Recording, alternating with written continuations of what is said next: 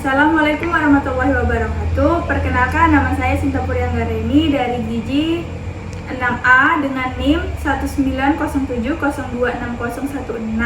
Di sini saya akan mempraktikkan bagaimana caranya mengkonseling gizi pasien atau klien penderita diabetes mellitus. Video ini dibuat untuk memenuhi nilai praktikum konseling gizi saya yang diampuh oleh Ibu Zana Fitriana. Selamat menyaksikan. Assalamualaikum. Waalaikumsalam. Kita masuk, Bu. Duduk, Bu.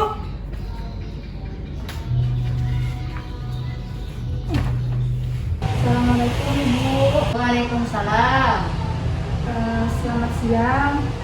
Ya, Sebelumnya dengan Ibu siapa ya? dengan Ibu Yuyun. Oh, baik. Ibu Yuyun tadi kesini diantar atau bagaimana, Ibu? Diantar, Oh, diantar siapa ya, Bu? diantar sama anaknya. Oh, ya. Sebelumnya saya ingin bertanya, apakah Ibu masih ada di depan atau bagaimana ya? Anaknya sudah jalan Pak, kita keluar dan sebagainya. Oh, ya, baik. Ibu, apakah sudah nyaman dengan ruangan di sekitar kita ini, Bu? Sudah? Oh, ya, baik. Sepertinya kita baru bertemu hari ini ya, Bu? Baru pertama kali bertemu ya? Iya, Oh, benar. ya. Ibu baru pertama kali kesini berarti, Bu, ya? Benar. Baik. Baik, Ibu. Sebelumnya Ibu ada keperluan apa ya datang kemari? Saya mau konseling gizi, Mbak. Oh, iya, baik, Ibu. Sebelumnya perkenalkan ya, nama saya Sinta Purianggareni. Saya selaku ahli gizi di rumah sakit ini yang akan membimbing berjalannya konseling gizi kita pada siang hari ini ya, Bu. Baik, Ibu. Saya ingin bertanya, apakah Ibu beberapa minggu ini ada keluhan terakhir, Ibu? Ada, Mbak. Baik, Ibu bisa disebutkan apa saja keluhannya yang Ibu rasakan beberapa minggu ini? Ya, saya mau rasakan ngantuk, Ya. sering ngantuk. Terus haus bawaannya. Terus lemes. Sering buang air kecil juga. Baik, Bu. Baik, Ibu. Dari keluhan yang Ibu bicarakan tadi, itu bisa mengarah kepada gula darah. Ada permasalahan di dalam pada gula darah Ibu. Saya ingin tahu mengenai kadar gula darah Ibu. Apakah Ibu pernah periksa kadar gula darah sebelumnya? Sudah. Sudah, Sudah ya. pernah sih, Mbak. Baik. Kira-kira itu kemarin hasilnya berapa ya, Ibu? 220. Ya, baik, Ibu. Baik, Ibu, apakah Ibu bersedia menjalani konseling kita pada siang hari ini? Sedia, Mbak. Baik. Sebelumnya, Ibu, apakah ada permasalahan pada nafsu makan Ibu? Apakah nafsu makan Ibu baik atau tidak, atau kurang nafsu? Bagaimana, Ibu? Nafsunya sih biasa aja, Mbak. Oke, baik, Ibu. Apakah disertai ada muntah atau mual begitu, Bu? Nggak ada. Tidak ada ya, Ibu. Kemudian, apakah Ibu mengalami konstipasi atau sulit buang air besar, Ibu? Kadang-kadang. Kadang-kadang. Baik, Ibu. Lalu untuk gangguan mengunyah sendiri tidak ada ya, Ibu? Tidak. Baik. Baik, Ibu. Ini untuk pemeriksaan nadi, tekanan darah, dan suhu tubuh. Mungkin Ibu bisa pergi ke meja sebelah dulu untuk diukur bersama teman saya dulu ya, Ibu. Sebelah sini, Ibu, ya. Sebelah dulu sini. Baik, Ibu, sudah selesai? Sudah. Ya, Bu, silakan duduk lagi, Bu, ya. Ibu, hasilnya bagaimana untuk pengukuran nadi tadi berapa ya, Ibu? 80. 80 kali per menit ya, Ibu. Ya. Lalu untuk hasil pengukuran tekanan darahnya tadi berapa ya, Ibu? 120/80. Oke, baik. Lalu untuk suhu tubuhnya Ibu berapa tadi? 36,5. Oke, baik, Ibu, ya. Ibu, sebelumnya saya izin menanyakan riwayat makan Ibu. Ya. hari yang lalu sebelum Ibu pergi konsultasi ke sini ya Ibu. Ibu kemarin pagi ada makan sarapan atau bagaimana Ibu? Ada sarapan, saya sarapan nasi kuning. Oh baik. Nasi kuningnya seberapa ya Ibu? 3 sendok mbak. 3 sendok apa ya Bu? Makan. Oh baik. Ikannya ikan haruan, Ikan haruan. bumbu merah. Haruan bumbu merah. Ikan haruan yang Ibu maksud mungkin yang ini ya Bu ya. Ini ikan gabus. Apakah benar ini Bu? Ya. Oh iya, ikan gabus. Berapa banyak? Satu kotak? Satu Atau berapa? potong. Satu kotak ya Ibu. Iya, saya makannya ikannya yang banyak. Oh iya. Ibu, lalu Ibu ada makan lagi atau tidak? Setelah ini, Iya. ini tadi ada mbak itu puding Oh puding ya. Coklat. Puding coklat Ibu. Berapa? 1 cup Satu cup. Satu cup yang kecil sih mbak. begini bukannya Ibu? Ya. Oh iya, satu cup kecil ya. Lalu Ibu ada lagi? Siang Siang. Siang Ibu makan siang apa Ibu? makannya bakso mbak. Oh bakso ya Ibu ya. Berapa banyak Ibu? 1 porsi saja. Satu porsi ya Ibu, satu mangkuk. Mangkuknya mangkuk yang ini bukan Bu? Mangkuk ini. Ya. Oh iya mangkuk. Ada lagi Bu? Ada Oh iya, apa itu Ibu kalau boleh saya tahu? air putih. Oh, iya. 12. Air putihnya 12 apa ini ya Ibu? Belimbing. Belimbing. Baik Bu, lalu Puding ada lagi lagi mbak. Iya Bu. Pudingnya puding gula merah 1 cup lagi. Gula merah satu cup ya. Baik. Sudah atau ada lagi? Ya. Untuk makan malam, Ibu tidak makan malam atau bagaimana Ibu? Makan mbak. Makan Nasi goreng. Oh nasi goreng. Cuman Nasi gorengnya berapa? kayaknya 4 sendok aja sih. 4 sendok. Apa ya Bu? Makan. Oke. Ada lagi? Pakai telur, Telurnya telur apa Ibu? telur dadar, Telur dadar. Telurnya telur ayam atau apa? telur ayam. Besok ada hatinya, Hatinya hati apa? hati ayam. Hati ayam. Baik. Seberapa hati ayamnya Ibu? Potong-potong mbak, potong kecil sih. Ayam, Ayam. Ayamnya siapa ini? ayam suwir. Ayam berapa? Berapa ya Pak? Oh, iya Ibu. Baik. Ada lagi? Minum air putih juga. Oh iya, air putihnya berapa Ibu? 1 gelas. Baik. Tapi yang gede segini. Oh, yang seperti ini. Yang seperti ini. Ya. Oh, iya. Baik Ibu, lalu untuk makanan kesukaan Ibu apa ya Bu? Puding mbak. Oh iya baik. Puding. Ibu ada riwayat alergi atau tidak ya Ibu? Baik Ibu, tidak ada ya.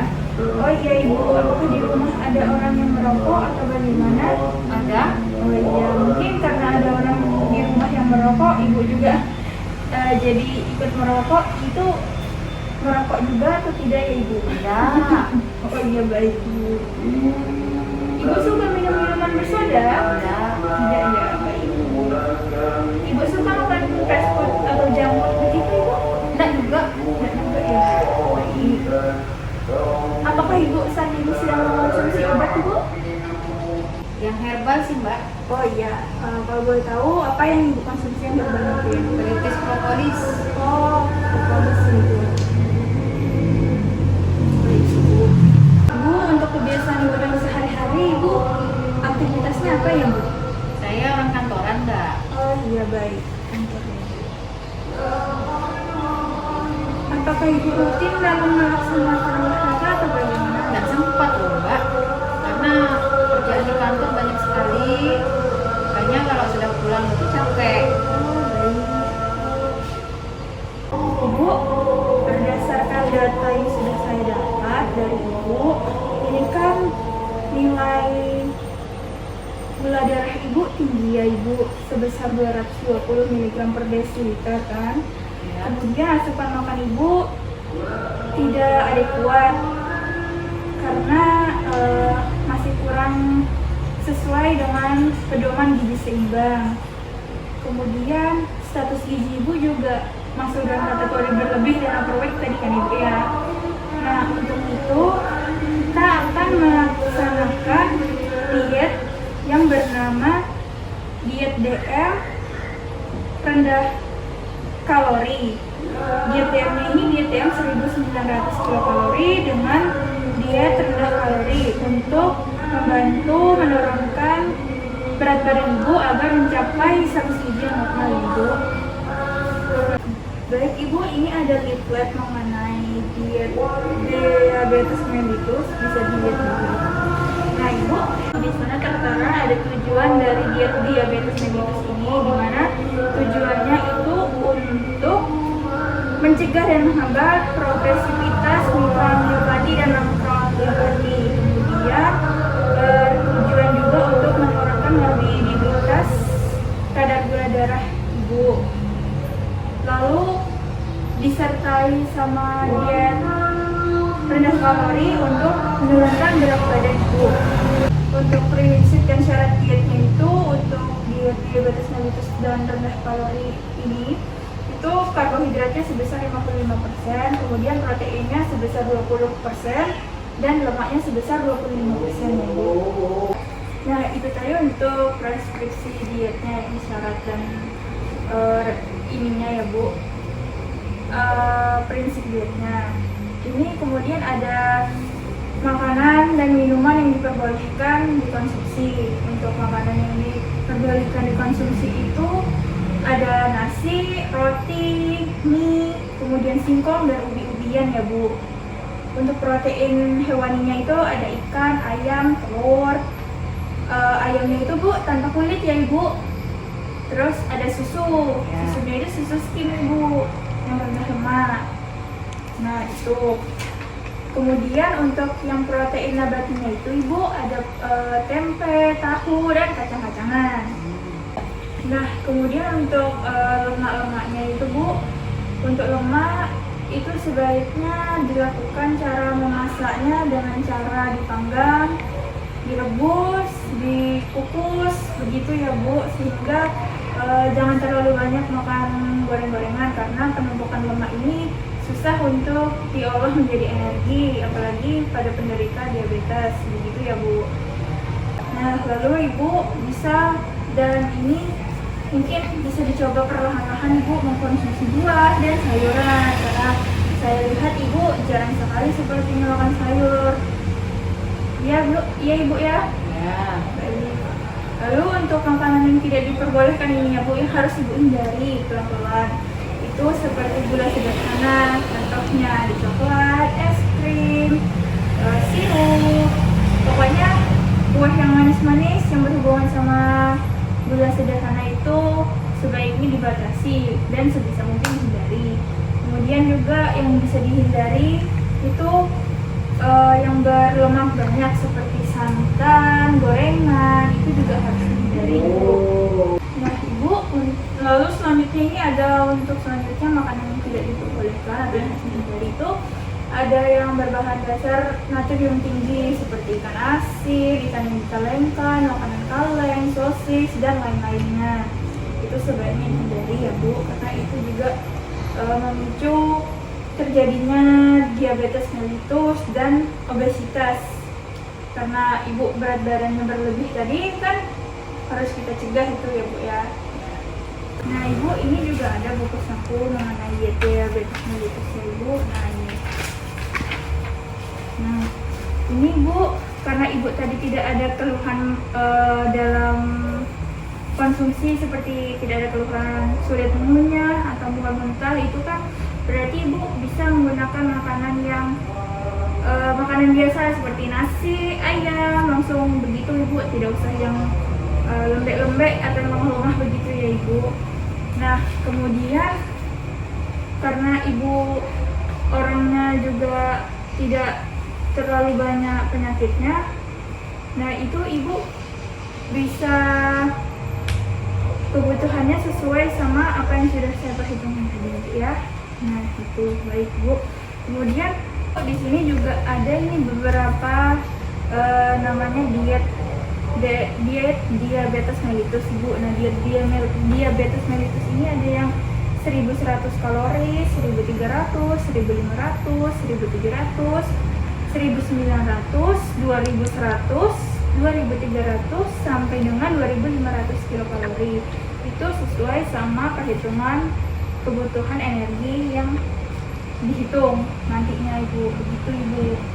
Nah, kemudian Ibu ini untuk tips hidup sehat bagi mereka penderita diabetes dan kelebihan berat badan itu, yang pertama Ibu itu membatasi konsumsi gulanya ya. Kemudian Ibu juga bisa membatasi konsumsi lemak. Kemudian Ibu bisa mengecek kadar gula darah Ibu secara berkala. Mungkin Ibu bisa ke puskesmas, klinik maupun praktik-praktik dokter terdekat, begitu ya Ibu. Kemudian itu Ibu bisa konsumsi obat-obatan, namun tidak disarankan obat-obatan tanpa resep dokter. Kemudian Ibu bisa konsumsinya secara teratur sesuai petunjuk dari dokter yang bersangkutan. Ibu juga bisa mengikuti penyuluhan dan konseling mengenai penyakit diabetes dan mellitus ini. Nah, Ibu bisa melakukan konseling selain di tempat saya ini Bu, mungkin di sekitar rumah Ibu ada dilakukan penyuluhan. Nah, Ibu bisa ikut agar bertambahnya informasi yang bermanfaat untuk bagaimana cara hidup sehat dengan gaya hidup yang baik dan benar untuk para penderita penyakit diabetes mellitus. Baik, begitu ya Ibu. Baik Mbak, terima kasih. Nah Ibu, sekarang saya akan membuatkan rekomendasi diet untuk Ibu ya. Sebentar ya Ibu.